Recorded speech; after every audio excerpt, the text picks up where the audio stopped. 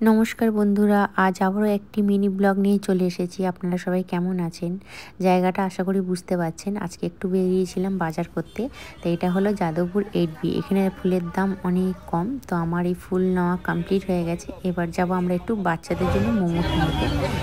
Chicken momo order হয়ে গেছে। এবার খাবো একটু আখের রস। 2 গ্লাস দিন তো।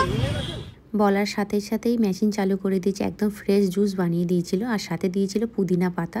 দারুণ লাগছিল খেতে, ফ্লেভারটা একদম ফাটাফাটি। তো হাতে পাওয়ার সাথে সাথেই বৌদিকে দিয়ে দিলাম, কারণ বাড়িতে এসেছিল আজকে বৌদি। আর এই দেখুন বৌদি ভিডিও বানাচ্ছে বৌদির চ্যানেলের জন্য। আচ্ছা ঠিক আছে, समझ गया। বৌদিকে হয়তো কিছু মানুষ চেনেন, কারণ বৌদি অনেকটাই ফেমাস আছে। বৌদির চ্যানেলের নাম চম্পা লাইফস্টাইল।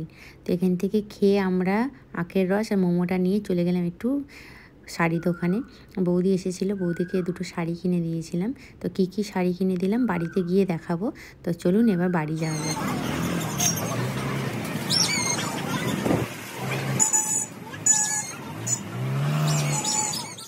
বাড়ির কাছাকাছি চলে এসেছি, আর এই দেখুন একদম যাদবপুর স্টেশনের কাছাকাছিও বলতে পারেন। তো বাড়ির সামনেই আমাদের মিষ্টির দোকান। তো একটু নিয়ে নিলাম ঠাকুরের জন্য মিষ্টি।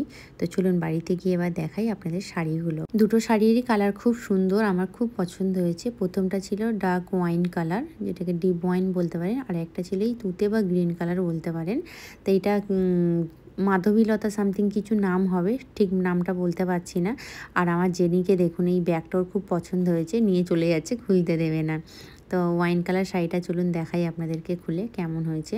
এই দুটো শাড়ির মধ্যে আপনাদের কোনটা ভালো লাগলো অবশ্যই কমেন্ট করে জানাবেন। আর ব্লগটি ভালো লাগলে অবশ্যই লাইক কমেন্ট সাবস্ক্রাইব করে দেবেন।